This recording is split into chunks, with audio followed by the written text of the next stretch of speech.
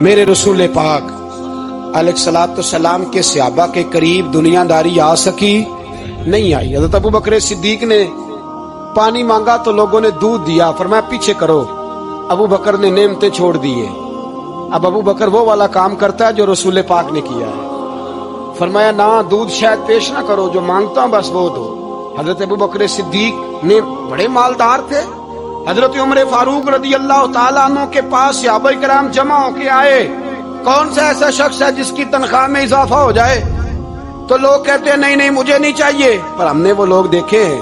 حاجی صادق صاحب کو مسجد والوں نے کہا 1000 روپیہ تنخواہ بڑھانی ہے، تو حاجی صاحب کہنے لگے میرا بڑا سونا گزارا ہوتا ہے، مینوں نہیں بڑے نے۔ حضرت سیدنا عمر فاروق رضی اللہ عنہ صحابہ کٹھے ہو کے گئے، کہنے لگے عمر حضور کے زمانے میں بظاہر غربت رہی، جناب صدیق اکبر کے زمانے میں غربت، اب تو بڑی ریل پیل ہے، بحرین سے لاکھوں کا مال آتا ہے، آپ کو بڑے بڑے سفیر ملنے آتے ہیں، پر آپ وہی پرانا کرتا اور وہی تامت جو کئی جگہ سے سی آپ نے کئی جگہ سے پھٹی۔ اور حضرت عمر ایک دن عید کی نماز پڑھانے گئے تھے تو ننگے پیر ہی چلے گئے۔ لوگوں نے کہا جوتا، فرمایا ٹوٹ گیا تھا یار، پہننے کے قابل نہیں تھا، فرمایا ننگے پیر آ گئے اور لوگ کیا کہیں گے، فرمایا چھوڑو۔ عمر کے پاؤں ننگے ہیں لیکن عمر کے کردار میں تو کوئی شک نہیں نا، پیر ہی ننگے ہیں نا، کیا ہوا، چھوڑو اس بات، کوئی پیار نہیں دنیا داری سے، دولت سے کوئی چکر ہی نہیں۔ حضرت سیدنا عمر فاروق رضی اللہ تعالیٰ عنہ کو صحابہ نے کٹھے ہو کے کہا، یہ ہے امت کے بیدار ہونے کے طریقے جو عرض کر رہا ہوں۔ کہا جناب آپ اب بڑا مال غنیمت ہے اور جس طرح ہر صحابی کا حصہ ہے آپ کا بھی حصہ ہے، تو ایک نیا کرتا ہی ڈال لیں آپ خرید کے۔ اب جب مشورہ ہو گیا صحابہ میں تو کہنے لگے عمر سے بات کون کرے گا، نیا کرتا پہننے کی عمر سے بات کس کو برا لگتا ہے جی، نیا کرتا کون بات کرے گا۔ حضرت سیدنا علی المرتضیٰ کا انتخاب ہوا، کہنے لگے مولا علی کی بڑی عزت کرتے ہیں، ان سے بڑا پیار کرتے ہیں، ان سے بات کرتے ہیں۔ تو حضرت علی کو بلایا گیا، عرض کی حضور مہربانی فرمائیں، حضرت عمر سے کہے نئے کرتے کے لیے، آپ فرمانے لگے عمر میری بڑی قدر کرتا ہے، بڑی بات سنتا ہے، پر یہ والا کام نہیں میں عمر سے کہہ سکتا، یہ کسی اور سے کہو۔ تو کہنے لگے آپ رہنمائی کر دیں کس کو کہیں، تو جناب علی المرتضیٰ فرمانے لگے اگر حضرت عائشہ صدیقہ سے کہو گے تو عمر فوراً مان جائے گا، وہ مومنوں کی ماں ہیں۔ صحابہ حضرت عائشہ کے پاس، اماں جی عمر کو بلائیں، ان کو کہیں بڑے بڑے سفیر آئے ہوتے ہیں، وہی پرانے کپڑے پہن کے بیٹھ جاتے ہیں۔ اللہ اکبر۔ حضرت عائشہ نے پیغام بھیجا، فرمایا عمر کو بلاؤ۔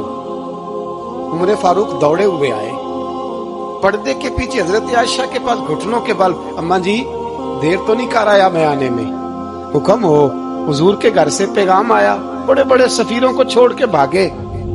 حضرت عائشہ صدیقہ کہنے لگی عمر دیکھو جائز پیسے ہوں تو اسلام اچھے لباس سے منع نہیں کرتا، اب بڑا بڑا مال آیا ہے، اب تیرا بھی حصہ ہے، تو صحابہ کرام کی خواہش ہے کہ نیا کرتا پہن لو، بڑے بڑے سفیر آتے ہیں، حرج بھی کوئی نہیں، جائز بھی ہے، کو منع نہیں۔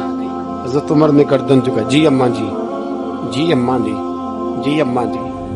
حضرت عائشہ کہتی ہیں بات ختم ہوئی، عمر نے گردن اٹھائی تو عمر کی داڑھی آنسوؤں سے بھری ہوئی، کہتی ہے مجھے کہنے لگے اماں جی میں تو صرف مسجد میں دیکھا کرتا تھا، آپ تو مصطفیٰ کو دن رات دیکھتی تھی، جس طرح کے کرتے آمنہ کے لال نے پہنے ہیں مجھے بھی پہنا دو، میں تیار ہوں، میں پہن لوں گا، میں تیار ہوں، پر جس طرح کے میرے نبی نے پہنے۔ حضرت عائشہ کہتی ہے میں پھوٹ کے روئی، میرا پلو آنسوؤں سے بھر گیا۔ فرماتی ہیں میں عمر کی بات سنتی گئی تو میرا پلو آنسوؤں سے، میں نے کہا عمر تو جا، تو ٹھیک ہے۔ فرماتی ہے عمر فاروق سلام کر کے اٹھے، امیر المومنین چلے گئے، اس کونے میں صحابہ چھپے ہوئے تھے، وہ آئے، کہا اماں جی کیا بات ہوئی، تو میں پھر رو پڑی۔ میں نے کہا کیا بتاؤں، تمہیں پرانے کرتے نظر آتے ہیں، اسے محمد عربی کے جلوے نظر آتے ہیں، اسے رسول اللہ کا رنگ نظر آتا ہے، اسے وہ غلامی نظر آتی ہے۔ عمر کو دنیا سے پیار، اور دنیا سے پیار نہیں تھا، دعا پتہ کیا تھی، یوں جھولی اٹھا کے اللہ مرزقنا شہادتن فی سبیلک وجعل موت فی بلد حبیبک، اللہ عمر کو بسترے والی موت نہ دینا، موت شہادت کی دینا، اور میں میدان میں جا کے نہیں مرنا چاہتا، مجھے رسول اللہ کے شہر میں موت چاہیے، باہر جا کے نہیں، یہی میدان لگے مدینے میں، یہی موت آئے، اسباب بنا، میں مدینہ بھی نہیں چھوڑنا چاہتا۔ وہ بھائی ان لوگوں کو نہیں پیار تھا، جناب صدیق اکبر کا وصال ہوا تو زہر کے اثر سے، وہ جو آپ کو زہر لگا تھا، بعض مفسرین نے لکھا ہے کبھی کبھی وہ جو سانپ نے ڈسا تھا تو کبھی کبھی اس کا اثر آتا تھا، بس اللہ نے شہادت دینی تھی کبھی کبھی، ورنہ تو بڑی شفائیں تھیں۔ حضرت عمر شہید، حضرت عثمان، جناب علی، امام حسن، امام حسین، علی اکبر، علی اصغر، حضرت عباس، حضرت سعد بن معاذ، حضرت امیر حمزہ، مصعب بن عمیر، میرے محبوب نے تو لسٹ بنائی شہیدوں کی، لسٹ بنائی شہیدوں کی، شہادت سے پیار کیا رسول اللہ صلی اللہ علیہ وسلم کے غلاموں نے، پیار کیا شہادت سے، اسی لیے تو کافر اٹھ نہیں سکا کہ شہادت سے حضرت سعد بن معاذ رضی اللہ تعالیٰ عنہ کو زخم لگ گیا، جنگ سے زندہ آ گئے لیکن زخم ہے، رو کے کہنے لگے محبوبہ سارے شہید ہو گئے، میں ایسے ہی رہ گیا۔ حضور نے فرمایا نہیں، رب تجھے بھی شہادت کی موت ہی عطا فرمائے گا، اسی زخم میں پردہ ہو گیا۔ میرے بھائی حضرت عمر بن جموح رضی اللہ تعالیٰ عنہ 4 بیٹے لے کے احد کے میدان میں آئے، کہا محبوبہ میرے 4 ہی تھے، میں سارے لے آیا ہوں، سارے ہی قبول ہیں؟ فرمایا ٹھیک ہے، پھر خود بھی زرہ پہن لی، ایک ٹانگ سے لنگڑے تھے، ٹانگ چھوٹی تھی۔ حضور نے فرمایا تو نے کیوں لباس پہن لیا ہے؟ کہا حضور میں نے بھی تو جہاد پہ جانا ہے نا۔ حضور نے فرمایا تیرے 4 بیٹے جو جا رہے ہیں، تو کہا یا رسول اللہ کیا لنگڑے جنت میں نہیں جا سکتے؟ حضور لنگڑے اللہ کو قبول نہیں، میں نہیں جا سکتا۔ تو میرے نبی پاک صلی اللہ علیہ وسلم نے فرمایا نہیں، جنت تو تیرا انتظار کر رہی ہے۔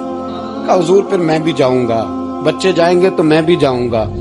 ایک بی بی احد کے دن 3 سال کا بچہ لے کے گھر سے نکلی، بیبیوں کو کہتی ہے میرا خامد بھی بدر میں شہید ہوا، بھائی بھی اور باپ بھی، آج حضور نے پھر بلایا ہے، دل کرتا تھا کوئی جوان بیٹا ہوتا تو میں پیش کرتی، پر اب میرے پاس یہ 3 سال کا ہی ہے۔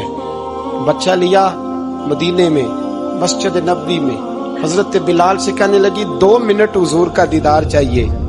نبی پاک آئے، کیسے آئی ہو؟ کہنے لگی محبوبہ میں شہید کی بیٹی، شہید کی بہن، شہید کی بیوہ ہوں، میرے پاس اب جوان تو کوئی نہیں، یہ 3 سال کا ہی ہے۔ حضور نے مسکرا کے فرمایا یہ کرے گا کیا کرے گا؟ کہنے لگی حضور سنا ہے اسلحہ تھوڑا ہے، ڈھال کی ضرورت ہے، لوہے کی ڈھال ہوتی تھی، جب تلوار آتی تھی تو آگے کی جاتی تھی۔